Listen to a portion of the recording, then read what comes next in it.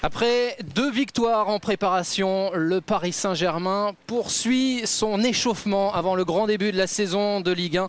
Ce sera évidemment à suivre sur l'antenne de Canal+. Ce sera le 7 août prochain face à Saint-Etienne. Le Paris Saint-Germain avec Ludovic Giuly, notamment titulaire dans cette équipe. On va pouvoir observer la vraie patte gauche de Néné. Est-ce qu'il est déjà chaude? Parce que c'est la première. Ah non, il a mis déjà un coup franc à un corner. Normalement, il faut chauffer Lopi. Normalement, il faut... Et là, il a un peu plus de recul pour frapper. Le bon coup franc en faveur du PSG. Quart d'heure de jeu, Néné qui tente sa chance et le but.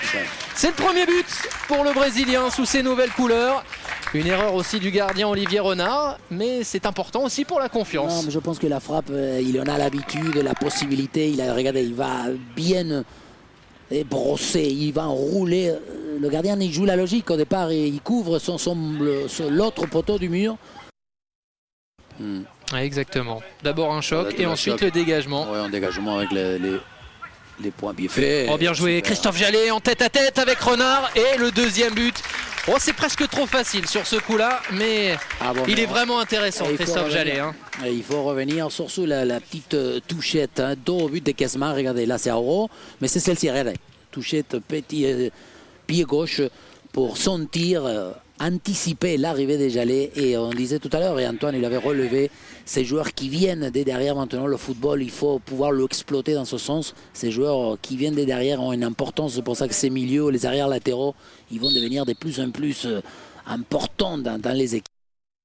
À partir du moment où il est gaucher, qui est dans le volume de jeu, il est toujours très efficace. Le centre de Chantôme, la reprise de Cessignon, ça fait 3-0. Les Parisiens qui ne sont plus avec les mêmes joueurs, mais qui sont avec la même efficacité dans cette seconde période. Oui, mais toujours cette importance, c'est Chantôme qui va s'intercaler, venir en situation offensive, c'est lui qui va créer le décalage. Regardez, ensuite, ce centre, c'est Erding qui va pas prendre le ballon parce qu'il s'est dévié par un défenseur.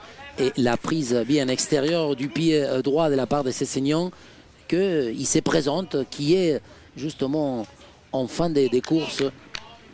Et ça fait 3-0, Cessignon déjà buteur cette semaine face au Sporting. Chantôme qui récupère, Chantôme double buteur face à Evian en début de préparation. Pas de hors-jeu, Erding pour le face-à-face avec De Vrient. Il est passé Erding et ça fait 4-0. Le score qui n'arrête pas d'évoluer, ça devient compliqué pour les Belges. Ils sont frais, les Parisiens. Et cette fois, Mevlut Erding parvient à marquer. Oui, mais voilà, extérieur du pied, les 3 doigts, comme on appelle l'extérieur de la part de lui de là. Et ensuite, certes, beaucoup de facilité à partir du moment où la conduite de balle d'Erding lui permet d'anticiper la sortie, la feinte, ou même le plongeon du gardien pour se décaler et finaliser sans problème. Mais encore une fois, une bonne coordination entre le passeur, le Hindula, et l'appel de la part d'Erding. C'est compliqué ça pour Mevlut Erding, obligé de se retourner pour voir où se trouve le ballon, qui ne passera pas devant Gomsi. Oh là.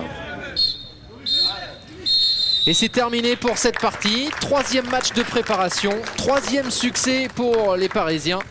Après la victoire face à Evian, après celle contre le Sporting Portugal, c'est Malines qui a été battu cet après-midi 4-0 par les Parisiens.